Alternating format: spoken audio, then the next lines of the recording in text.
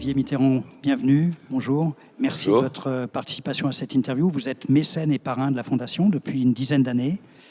Comment s'est passée votre rencontre avec la Fondation Un Avenir Ensemble ?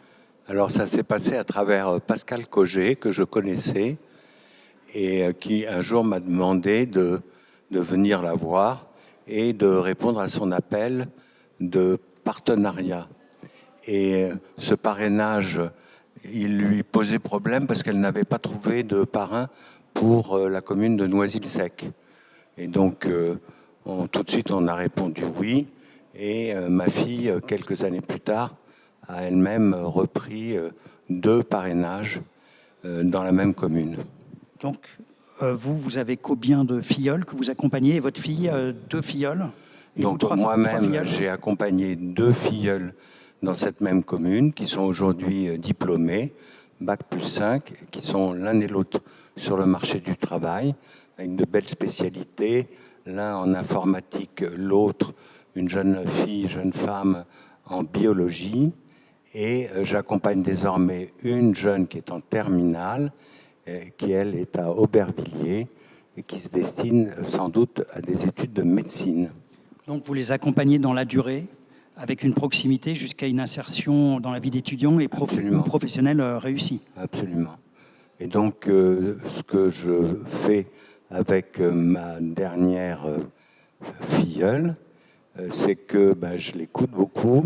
J'essaye d'abord de connaître quelles sont ses contraintes familiales, parce qu'il se peut que dans sa famille, on ne souhaite pas forcément qu'elle fasse des études longues. Ça, c'est un sujet qui a été abordé, qui est désormais levé.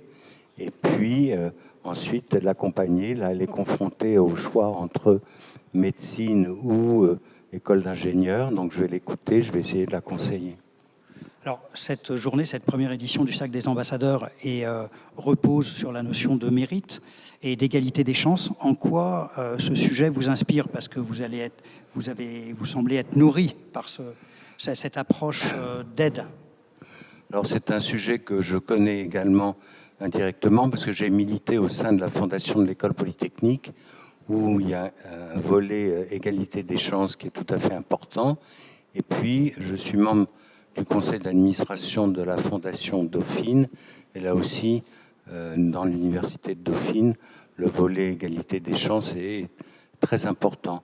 Donc, chaque université, désormais, essaye de promouvoir ce thème. Et donc, il était tout naturel que moi-même, je puisse reprendre une responsabilité au sein de la Fondation Un Avenir Ensemble. Et comment vous définiriez, puisque vous l'accompagnez depuis une dizaine d'années, cette fondation, la Fondation Un Avenir Ensemble, quelle serait sa singularité et ses forces, selon vous ?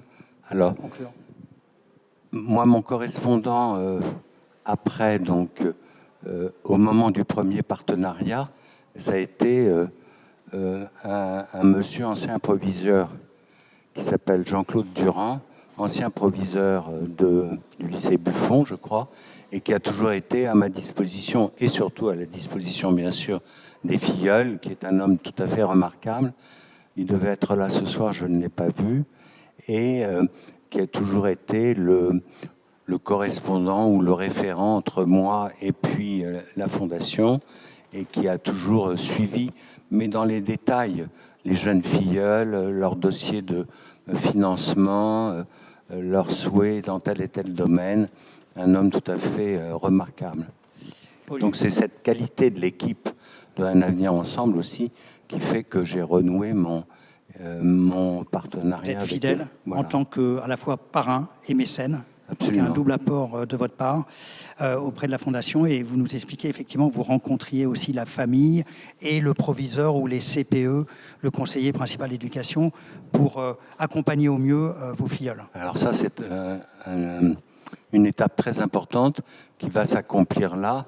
Je parlais du choix entre ingénierie et médecine, c'est un choix quand même qui est grave, et donc là, ça fera l'objet d'un débat avec l'équipe éducative du lycée Le Corbusier et la jeune Awa, afin qu'elle choisisse. Et moi, je suis là pour l'aider à réfléchir, rien de plus. Surtout pas lui dicter son choix. Bien sûr, c'est la meilleure forme d'aide et pour que la personne aussi prenne confiance en elle.